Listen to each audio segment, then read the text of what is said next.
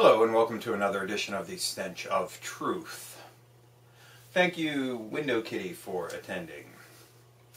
And just for people who don't know, that is Mitira. And Mitira is Greek for mother. And that's her name. So now you know. Anyway, I wanted to comment on two things. Well, three things actually. First of all is the apparent op nature of the Innocence of Muslims, which is a non-existent film with apparently duped and conned actors with a producer who has links to the FBI, possibly an informant, indicating some government influence, perhaps, not necessarily. That could just be part of the cover story. Possible Israeli backing, which may or may not be true. But one thing that I did notice, which is rather interesting, is the name Sam Basile, or Bachile, however you want to call it, is actually a pseudonym. But if you look at Sam Basile, the first thing I noticed is, first, you can get the word Islam out of that, and also it sounds a lot like imbecile. So it could just be an elaborate joke. But the real question about this whole violence starting as a result of a YouTube video is, why is it that the Middle East is not erupting into outrage and burnings and violence and everything else every day? Because there is this type of thing going on all the time. So one has to ask the question, why is it that in this particular incident the response has been so heavy? And the only reason that that might be the case is that instead of just being a YouTube video, this must have been surreptitiously pushed on people and been used as a tool to foment this violence by people who were actually actively engaged in trying to accomplish this goal. And then that raises the question of what is the ultimate outcome of this, and what is the desired outcome of whoever it is that's behind it, because it does seem to be an op, because this sort of thing doesn't just happen. I mean, let's face it, there's got to be, every day there has to be some kind of really inflammatory commentary or video or something being written about any religion, including Islam, on the internet, and it would certainly be of a caliber similar to this, you know, Innocence of Muslims business, that would precipitate a violent response if, in fact, you know, this was just a natural thing that was going on, and I don't believe that's the case. So I suppose we'll just have to wait until more of that comes out. The second thing is the Romney commentary on how 47% of the population is dependent upon the government. And surprisingly, he did not make any effort to try and deny this commentary, which was not spoken on the record, as it were, and instead just tried to, you know, put a spin on it, which, you know, is a little different for Romney, because he's very quick to just deny that he meant what he said and say something totally different.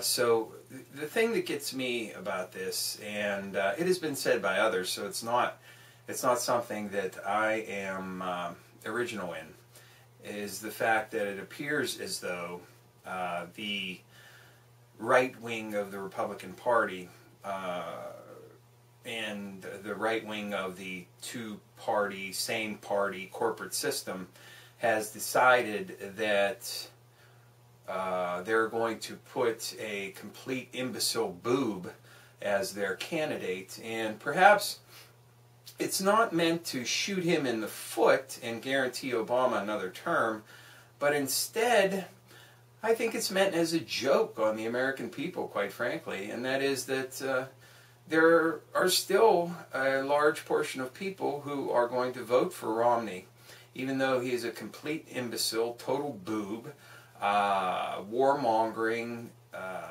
Mormon Danite who has a tradition of hatred of the United States in his religion, and he's stated that his religion is paramount to him, and that is one of the esoteric tenets of their faith. And that is vengeance against the United States for the murder of their prophet, Joseph Smith, and the legacy of Brigham Young, who was a treasonous murderer. And I mean, that's just the facts of history. You know, it doesn't. I'm not even going to, go down the road of looking at your religion. I'm just going to look at the facts of history, and that's the facts of history. It may just be a big joke on America that if people are so stupid as to elect Romney, thinking that they're going to get something different from Obama, and or something better, these people are just going to laugh their fucking asses off when that occurs. So, on the other hand, it may just be a calculated effort to make Romney look so completely stupid and ridiculous that the electorate, thinking that they still have a voice, which they don't, and thinking that they still elect the president, which they don't, that by electing Romney, that they are actually going against some sort of whatever agenda. And that, of course, is completely wrong, because either way, the globalists, the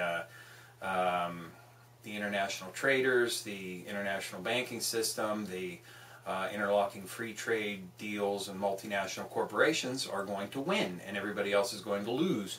It doesn't matter who wins, because Obama and Romney, of course, work for the same masters, and the same masters require the same things out of their employees. And therefore, you will get the exact same policies, just handled in a slightly different way, no matter who becomes president. So, really, I guess it could just be them having fun.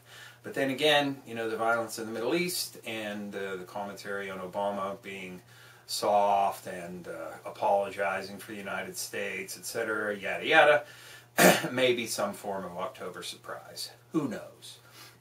These are all very, very cogent questions to be asking, but we don't know the answers to them yet, so let's not all jump the gun.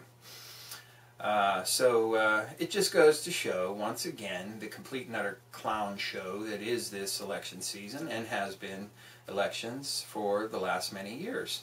And it's likely to continue in this vein in the future. And in fact, in 2016, I would imagine that the candidates will walk around in actual clown suits with red noses that honk and big giant shoes. And they will be stepping on people's feet and throwing confetti into the crowd, pretending it's a bucket of water. And maybe a bunch of them will get out of a really tiny car. And it will be acted in total straight face and completely straight, and they'll act as though this is the way elections are done, and everybody will just be, oh yeah, did you see that rally with XYZ candidate? Yeah, him and 19 of his cronies got out of a really tiny car, and they told about how they were going to make us jobs. And it will be just reported matter of fact, like that's the way campaigns have always been run. It's just the way things are going. The last thing I wanted to talk about was this whole thing. Now, I highly recommend a group on Facebook called The Secret Sun fan page. This is run by Christopher Knowles. I've had him as a guest on my radio show a few times, and I follow this page quite a bit. It's filled with a lot of great stuff. If you're looking for a group to join that talks about synchronicity and examines popular culture items and politics, and also goes into mysticism and symbolism in comics and all kinds of just really great stuff, check out that page. Anyway, I posted a comment last night in relation to this, and it's something I wanted to talk about for a while, and that is this new cudgel that is being used by certain people within the so-called truth movement. And this is the idea of the Trivium and the Quadrivium, and talking about logical fallacies and all these different fallacies of argumentation. And let me be the first to say that there's absolutely nothing wrong with getting a classical education. I think it's really great. And that one should have some basic structure and knowledge in understanding argumentation and the proper way to formulate an argument and to formulate a response. And these are perfectly valid. But what is actually happening in this so-called alternative movement and the so-called truth movement is that there is a new class of people in this movement which are using these things as cudgels, not as what they are supposed to be. Instead, there are attempts made by certain people to refute argumentation just by simply dumping this terminology on you to effect a pseudo-intellectual pose and thereby try to refute your argument because you are stupid. It's a way of trying to make you look dumb and idiotic and stupid in a way to make them look like they're really smart. Now, it doesn't take very much for you to find out who these people are. I'm sure you could probably already think of a few of them yourself, okay? So I'm not going to list a list of names here that is going to tell you who these people are. Simply look around. I'm sure you're familiar with several of them. And anytime someone pulls this out, you really need to examine what it is they're actually saying. Because just by coming out and saying that's a logical fallacy and that argumentation does not follow the trivium, that's just intellectual fucking hoodooism. Okay? And it's just simply a new way, it's a new cudgel to deter dissent. And it's a cudgel being used against the average person who does not and has never had the access to a classical education or understanding the ways of argumentation.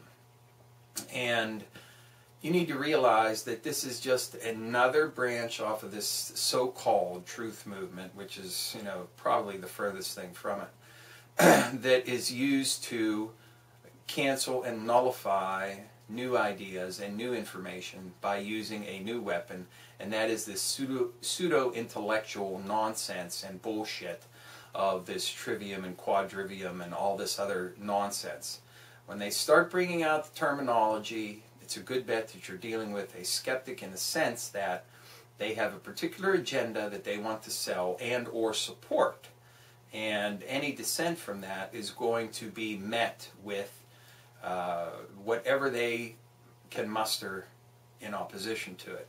And in this particular case, it's the pseudo-intellectual approach that I'm smarter than you because I can say logical fallacy. And remember, I am not denigrating these ideas when they're used properly, but in this context they are not used properly. They are used as cudgels to shut people up and to try to make people look stupid whenever they raise obvious questions and whenever they continue to question things. This is not an answer to anything. Talking about logical fallacies and talking about using the classical argumentation techniques in this way is merely a cudgel to shut people up. And this is what I'm against. I'm against this new form of cudgel that is used to stop actual people from trying to investigate and look at things and come to their own conclusions. And if you want to examine these types of argumentation techniques, I encourage you to do so. But do not employ them in this way that a lot of these people nowadays are, as a weapon. As a weapon to shut you up and make you look like you're stupid. Because you can present valid argumentation techniques perfectly well without having studied any of this that follow all of the classical logical patterns. And remember that logic is not everything. There's a great deal more to human consciousness and the human mind than simply logic in presenting argumentation for points of view. So no matter what your particular topic is, do not be afraid and do not be silenced by these purveyors of the cudgel of the Trivium and the Quadrivium. Instead, I would caution you to beware of people who use this technique all the time, because this is their weapon. They really don't have an argument. All they're about is shutting you down by trying to prove that whatever you're saying is a logical fallacy or does not follow classical argumentation techniques. And that's all that is. So just beware of the purveyors of the new cudgel of pseudo-intellectualism of the Trivium, Quadrivium, and classical education, and the ideas of logical argumentation. Because this is a new tool being used by some in this so-called truth movement, merely to shut up dissenters, to make them look foolish and make them look stupid. Thank you. Good day.